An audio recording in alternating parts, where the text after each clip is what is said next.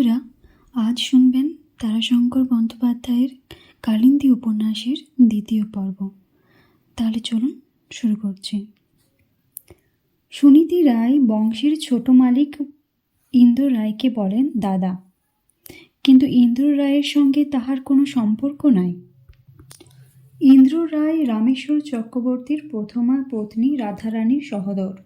চক্রবর্তী বংশের সহিত রায় বংশের বিরোধ আজ 3 পুরুষ ধরিয়া চলিয়া আসিতেছে। রায় বংশের সকলেরই চক্রবর্তীদের প্রতি বিরূপ, কিন্তু এই ছোট বাড়ির সহিতই বিরোধ যেন বেশি।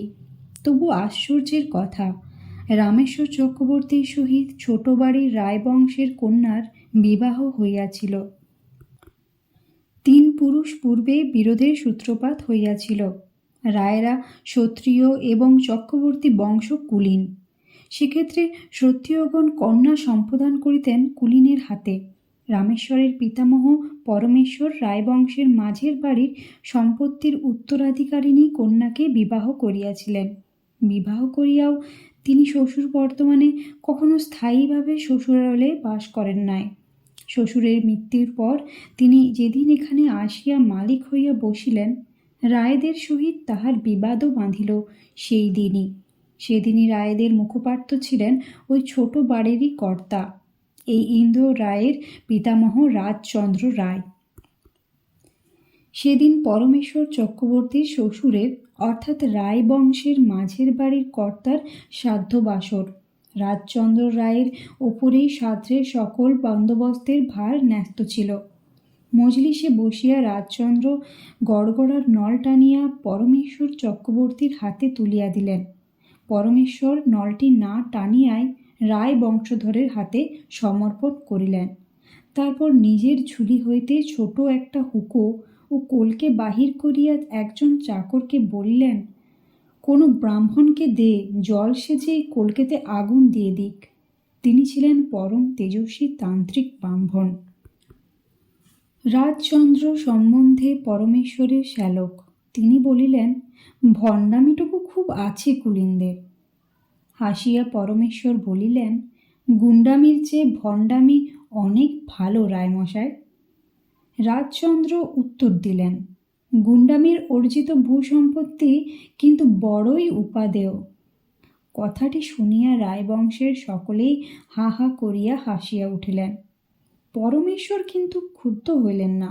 তিনি সঙ্গে সঙ্গেই মৃদু হাস্যের সহিত উত্তর দিলেন, শুধু ভূমি সম্পত্তি নয় রায়মশাই, গুন্ডাদের কন্যাগুলিও রত্নস্বরূপা, যদিও দুষ্কুলাত। এবার মজলিসে যে যেখানে ছিল সকলেই হাসিয়া উঠিল। হাসিলেন না কেবল রায়েরা, ফলে গোলও বাঁধিল। শ্রাদ্ধ অন্তে ব্রাহ্মণ ভোজনের সময় রায়েরা একজোট হইয়া বলিলেন, পরমেশ্বর চক্রবর্তী আমাদের সঙ্গে এক গড়গড়ায় তামাক না খেলে আমরাও অন্ন গ্রহণ করব না। পরমেশ্বর আপনার ছোট হুকাটিতে তামাক টানিতে টানিতেই বলিলেন, তাতে চক্রবর্তী বংশের কোনো পুরুষের অধোগতি হবে না। ব্রাহ্মণ ভোজনের অভাবে অধোগতি হলে রায় বংশেরই হবে। অতঃপর রায়দের মাথা হেট করিয়া খাইতে বসিতে হইল। কিন্তু উভয় বংশের মনোজগতের মধ্যবর্তী স্থলে বিরোধের একটি ক্ষুদ্র পরীক্ষা খনিত হইল সেই দিনই। পরমেশ্বর ও রাজচন্দ্রের সময় বিরোধের যে পরীক্ষা খনিত হইয়াছিল, তাহা শুধু 2 বংশের মিলনের পক্ষে বাধা হইয়াই প্রবাহিত হইত, গ্রাস কিছুই করে নাই। কিন্তু পরমেশ্বরের পুত্র সোমেশ্বরের আমলে পরীক্ষা হইল তটগ্রাসিনী তটিনী। সে তট ভাঙিয়া কালী নদীর মতো সম্পত্তি গ্রাস করিতে শুরু করিল। মাংলা মকদ্দমার সৃষ্টি হইল। রাজচন্দ্রের পুত্র তেজচন্দ্রই প্রথম ঘায়েল হয়ে পড়লেন। সোমেশ্বরের একটা সুবিধা ছিল, সমগ্র সম্পত্তির মালিক ছিলেন সোমেশ্বরের জননী। সোমেশ্বরের মাতামহ দলিল করিয়া সম্পত্তি দিয়া গিয়াছিলেন কন্যাকে। কাজেই সোমেশ্বরের দায়ে তাহার সম্পত্তি স্পর্শ করিবার অধিকার কাহারও ছিল না। এই সময়ে বীরভূমের ইতিহাস বিখ্যাত সাঁওতাল বিদ্রোহ হয়। সোমেশ্বর অগ্রপশ্চাৎ বিবেচনা না করিয়া সাঁওতালদের সহিত যোগ দিয়া বসিলেন। কপালে সিঁদুরের ফোঁটা আঁকিয়া তিনি নাকি সাঁওতাল বাহিনী পরিচালনাও করিয়াছিলেন। এই লইয়া মাতা পুত্রে বচসা হয়। পুত্র তখন বিদ্রোহের উন্মাত্তনায় উন্মত্ত। সে মাকে বলিয়া বসিল, তুমি বুঝবে না এর মূল্য। ক্ষত্রিয়রা চিরকাল রাজ সরকারের প্রসাদভোজী, সেই দাসের রক্তই তো তোমার শরীরে। মা সর্পিনীর মতো ফণা তুলিয়া উঠিলেন, বলিলেন, কি বললি? এত বড় কথা তোর? তা তোর দোষ কি? পরের অন্যে যারা মানুষ হয় তাদের কথাটা চিরকাল বড় বড় হয়, সুর পঞ্চমে উঠেই থাকে। সোমেশ্বর বলিলেন, তোমার কথার উত্তর তুমি নিজেই দিলে। কাকের বাসায় কোকিল মানুষ হয়, সুর তার পঞ্চমে ওঠে, সেটা তার জাতের গুণ। কাক তাতে চিরকাল ক্ষুব্ধ হয়ে থাকে। ওদিকে তখন যে তেজচন্দ্র সদরে সাহেবদের নিকট হরদম লোক পাঠাইতেছেন, সে সংবাদ সোমেশ্বরও শুনিলেন, তাহার মাও শুনিলেন। সোমেশ্বর গর্জন করিয়া উঠিলেন, রায়হাট ভূমিসাৎ করে দেব, রায়বংশ নির্বংশ করে দেব আমি। সত্য বলিতে গেলে সে গর্জন তাহার শূন্যগর্ভ কাৎস্য পাত্রের নিনাদ নয়। তাহার অধীনে তখন হাজারে হাজারে সাঁওতাল উন্মত্ত শক্তি লইয়া ইঙ্গিতের অপেক্ষা করিতেছে। সোমেশ্বরের গৌরবর্ণ রূপ, পিঙ্গল চোখ, পিঙ্গল চুল দেখিয়া তাহারা তাহাকে দেবতার মতো ভক্তি করিত, বলিত, রাঙা ঠাকুর। সোমেশ্বরের মা পিতৃবংশের মমতায় বিহ্বল হইয়া পুত্রের পা চাপিয়া ধরিলেন। সোমেশ্বর সর্পদষ্টের মতো চমকিত হইয়া সরিয়া আসিয়া নিতান্ত অবসন্নের মতো বসিয়া পড়িলেন। বলিলেন, তুমি করলে কি মা? এ তুমি করলে কি? বাপের বংশের মমতায় আমার মাথায় বজ্রাঘাতের ব্যবস্থা করলে। মা ছেলের মাথায় হাত বুলাইয়া লক্ষ্য আশীর্বাদ করিলেন। ছেলে তাহাতে বুঝিল না। একটা দীর্ঘ নিঃশ্বাস ফেলিয়া সোমেশ্বর বলিলেন, এ পাপের স্খলন নেই মা, তবে তুমি নিশ্চিন্ত থাকো, রায়বংশের কেশাগ্র কেহ স্পর্শ করবে না। সে রাত্রেই তিনি নীরবে গোপনে গৃহত্যাগ করিলেন। এক বস্ত্রে নিঃসম্বল অবস্থায়, হাতে শুধু এক উলঙ্গ তরোয়াল। ঘর ছাড়িয়া সাঁওতালদের আস্তানা শাল জঙ্গলের দিকে তিনি অগ্রসর হইতেছিলেন। পিছন হইতে কে বলিল, এত জোরে হাঁটতে পারছি না আমি গো, একটু আস্তে চলো। চমকিত হইয়া পিছন ফিরিয়া সোমেশ্বর দেখিলেন তাহার স্ত্রী শৈবলিনী তাহার পিছন পিছন আসিতেছেন।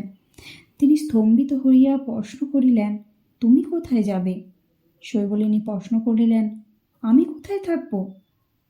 কেন? ঘরে মায়ের কাছে। তারপর যখন সাহেবরা আসবেন তোমায় জব্দ করতে আমায় ধরে নিয়ে যাবে। কথাটা সোমেশ্বরের মনে হয় নাই। সম্মুখেই গ্রামের সিদ্ধপীঠ সর্বরক্ষার আশ্রম। সেই আশ্রমে প্রবেশ করিয়া সোমেশ্বর বলিলেন, দাঁড়াও, ভেবে দেখি, খোকাকে রেখে এলে? যেন সেটাও তাহার মনোপুত হয় নাই। শৈবলিনী বলিলেন, সে তো তোমার মায়ের কাছে, মাকে তো জাগাতে পারলাম না। বহুক্ষণ পদচারণা করিয়া সোমেশ্বর বলিলেন, হয়েছে, মায়ের কাছ ছাড়া আর রক্ষা পাবার স্থান নাই, এইখানেই তুমি থাকবে। বিস্মিত হইয়া শৈবলিনী স্বামীর মুখের পানে চাহিয়া প্রশ্ন করিলেন, এখানে লুকিয়ে থাকবার মতো জায়গা আছে নাকি? আছে। ভক্তিবরে মাকে প্রণাম করো, আশ্রয় ভিক্ষা করো, মাকে অবিশ্বাস করো না। হিন্দু মেয়ে, প্রায় 100 বৎসরের পূর্বের হিন্দু মেয়ে এ কথা মনে প্রাণে বিশ্বাস করিত। শৈবলিনী পরম ভক্তিভরে ভূমিলুণ্ঠিত হইয়া প্রণতা হইলেন। পর মুহূর্তে রক্তাক্ত অসি উদ্যত করিয়া হা হা করিয়া হাসিয়া অথবা কাঁদিয়া নীরব স্তব্ধ নৈশ আকাশ প্রতিধ্বনিত করিয়া সোমেশ্বর শাল জঙ্গলে প্রবেশ করিলেন। শাল জঙ্গল তখন মশালের আলোয় অদ্ভুত ভয়াল শ্রী ধারণ করিয়াছে। উপরে নৈশ অন্ধকার, আর অন্ধকারের মতো গাঢ় জমাট অখণ্ড নিবিড় বনশ্রী। মধ্যস্থলে আলোকিত শালকাণ্ডের ঘন সন্নিবেশ ও মাটির উপর তাহাদের দীর্ঘ ছায়া। তাহারই মধ্যে প্রকাণ্ড অগ্নিকুণ্ড জ্বালিয়া সিন্দুরে চিত্রিত মুখ রক্তমুখ দানবের মতো হাজার সাঁওতাল। একসঙ্গে প্রায় শতাধিক মাদল বাজিতেছে, ধিতাং ধিতাং ধিতাং ধিতাং। থাকিয়া থাকিয়া হাজার সাঁওতাল একসঙ্গে উল্লাস করিয়া কুক দিয়া উঠিতেছে, উর্র উর্র।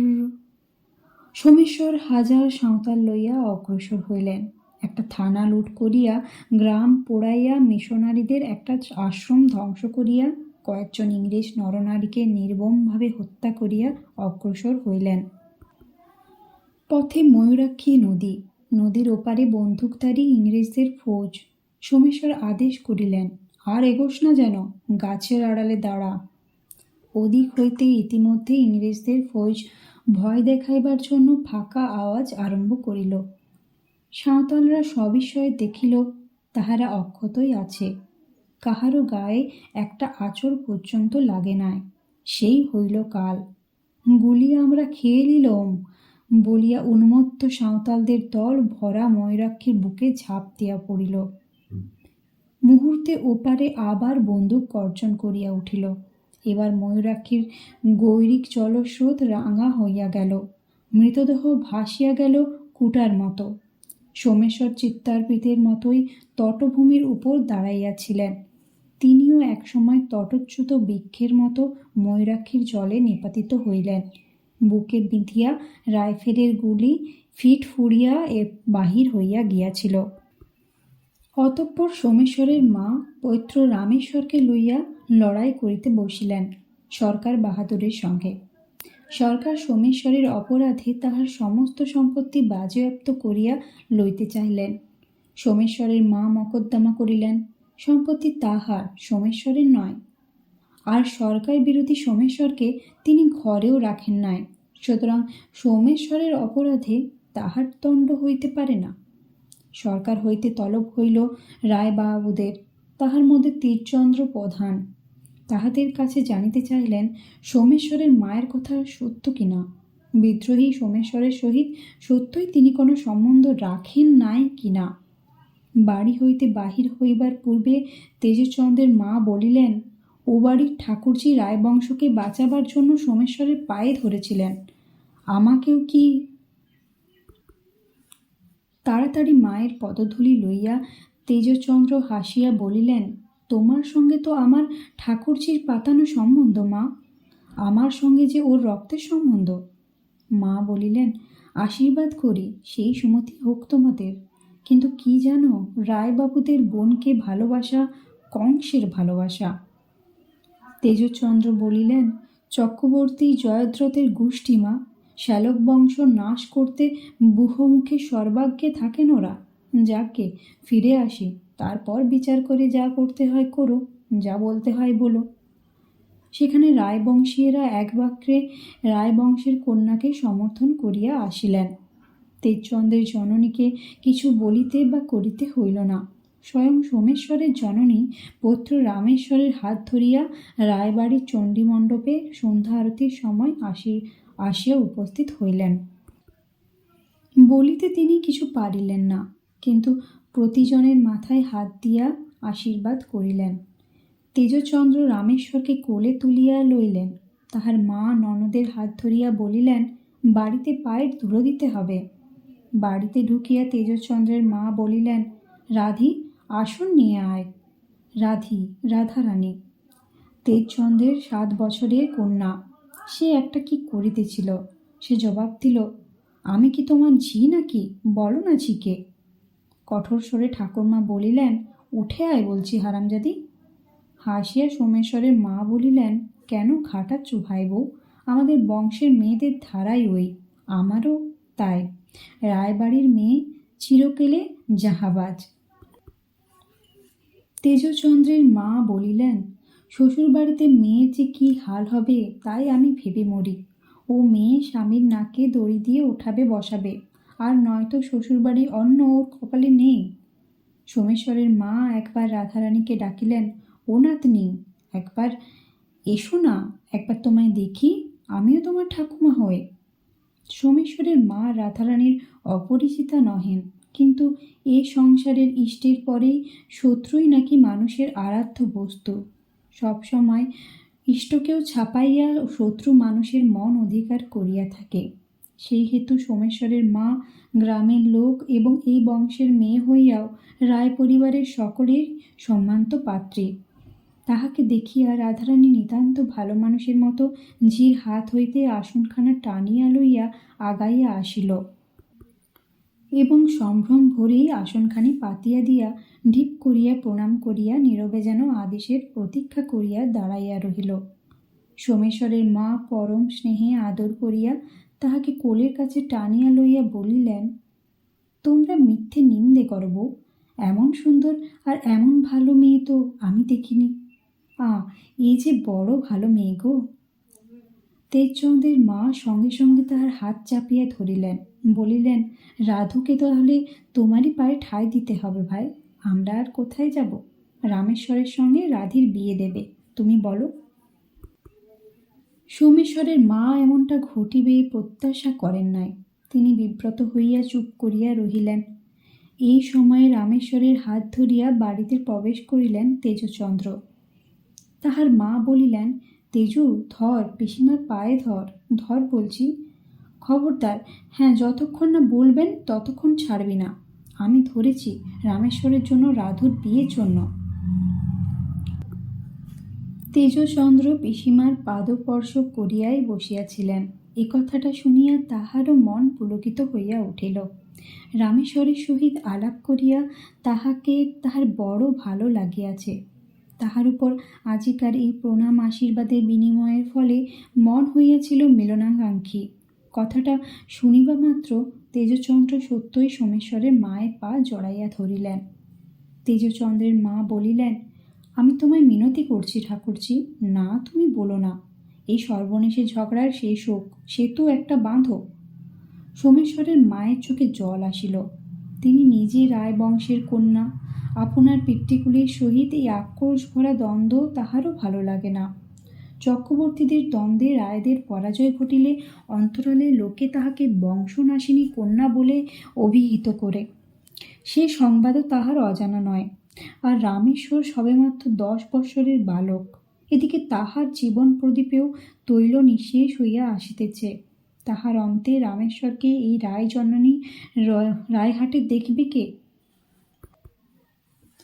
এ ভাবনাও তাহার কম নয়। তিনি আর দ্বিধা করিলেন না, সজল চক্ষে বলিলেন, তাই হোক বউ, রামেশ্বরকে তেজচন্দ্রের হাতেই দিলাম বলিয়া তিনি রাধারানীকে কোলে তুলিয়া লইলেন। তাহার কানে কানে বলিলেন, কি ভাই, বর পছন্দ তো? রাধারানী রামেশ্বরের দিকে চাহিয়া দেখিয়া আবার সোমেশ্বরের মায়ের কাঁধে মুখ লুকাইয়া বলিল, বাবা, কি কটা চোখ! সোমেশ্বরের মা হা হা করিয়া হাসিয়া উঠিলেন। রায় বংশের মেয়ে জব্দ করতে চক্রবর্তী বংশ সিদ্ধহস্ত। তখন তেজচন্দ্রের বাড়িখানা শঙ্খধ্বনিতে মুখরিত হইয়া উঠিয়াছে। সেতুবন্ধ রচিত হইল। তেজচন্দ্র যতদিন জীবিত ছিলেন ততদিন সেতুর উপর লোক চলাচলের বিরাম ছিল না। রাধারানী এ বাড়ি হইতে ও বাড়ি যাইত আসিত, রামেশ্বর আসিতেন যাইতেন। তেজচন্দ্র স্বয়ং একবেলা রামেশ্বরের কাছারিতে বসিয়া হিসাব নিকাশ কাগজপত্র দেখিতেন। অন্ধরে রাধারানীর মা করিতেন গৃহস্থালির তদারক। সেকালে উচ্চশিক্ষার সুযোগ তেমন ছিল না, কিন্তু তেজচন্দ্র পুত্র ও জামাতার শিক্ষার জন্য যথাসাধ্য করিয়াছিলেন। পুঁথি বই সংগ্রহ করিয়া পণ্ডিত মৌলবী 2 জন শিক্ষক নিযুক্ত করিয়া দিলেন। ইন্দ্রচন্দ্র ফার্সিতে পণ্ডিত হইয়া উঠিলেন। আইনের বইয়ে তিনি ডুবিয়া থাকিতেন। রামেশ্বর পড়িতেন কাব্য। ইন্দ্রচন্দ্র হাসিয়া বলিতেন, কাব্য আর পড়ো না, জানো তো রসাধিক্য হলে বিকার হয়। রামেশ্বর দীর্ঘ নিঃশ্বাস ফেলিয়া বলিতেন, আহা বন্ধু, তোমার বাক্য সফল হোক, হোক আমার রসবিকার। রায়বংশের তন্নি শ্যামা শিকড় দর্শনা পক্ষ বিম্বাত রোজটিরা ঘিরে বসুক আমাকে, পদ্মপত্র দিয়ে বিজন করুক, চন্দন রসে অভিষিক্ত করে দিক আমার অঙ্গ। বাধা দিয়া ইন্দ্রচন্দ্র বলিতেন, থাম ফক্কর কোথাকার। রামেশ্বর আপন মনেই আওড়াতেন। ইহার ফলে সত্য সত্যই রামেশ্বর বয়সের সঙ্গে সঙ্গে উচ্ছৃঙ্খল হইয়া উঠিলেন। বাড়ির মধ্যে রাধারানী রায়বাড়ির স্বভাব মুখরা মেয়ে, কঠোর কলহ পরায়ণা হইয়া উঠিল। তেজচন্দ্রের পরলোক গমনের পর রায় বংশের মেয়ে ও চক্রবর্তী বংশের ছেলের কলহ আবার ঘটনাচক্রে উভয় বংশে সংক্রামিত হইয়া পড়িল। সেদিন রাধারানী স্বামীর সহিত কলহ করিয়া পিত্রালয়ে চলিয়া আসিয়াছিল। সন্ধ্যার রামেশ্বর একগাছি বেলফুলের মালা গলায় দিয়া চারিদিকে আতরের সৌরভ ছড়াইতে ছড়াইতে শ্বশুরালয়ে আসিয়া উঠিলেন। ইন্দ্রচন্দ্র তাহার সম্ভাষণও করিলেন না। রামেশ্বর নিজেই আসন পরিগ্রহণ করিয়া হাত জোড় করিয়া বলিলেন, নমস্তভ্যং শ্যালকপ্রবরং কঠোরং কুম্ভবদনং। বাধা দিয়া ইন্দ্রচন্দ্র বলিলেন, তুমি অতি ইতর। রামেশ্বর বলিলেন, শ্রেষ্ঠ রস যেহেতু মিষ্ট এবং মিষ্টান্নে সেহেতু ইতরেরই একচেটিয়া অধিকার, সেই হেতু ইতর আখ্যায় ধনহন। তাহলে মিষ্টান্নের ব্যবস্থা করে ফেলো। আদরের ভগ্নী রাধারানীর মনোবেদনার হেতু রামেশ্বরকে ইন্দ্ররায় ইহাতেও মার্জনা করিতে পারিলেন না। তিনি আর কথা না বাড়াইয়া চুপ করিয়া বসিয়া রহিলেন। রামেশ্বর আর অপেক্ষা করিলেন না। তিনি উঠিয়া হাসিতে হাসিতে বলিলেন, না অরসিকেষু রস ও নিবেদনটা নিতান্ত মূর্খতা। চলিলাম অন্দরে।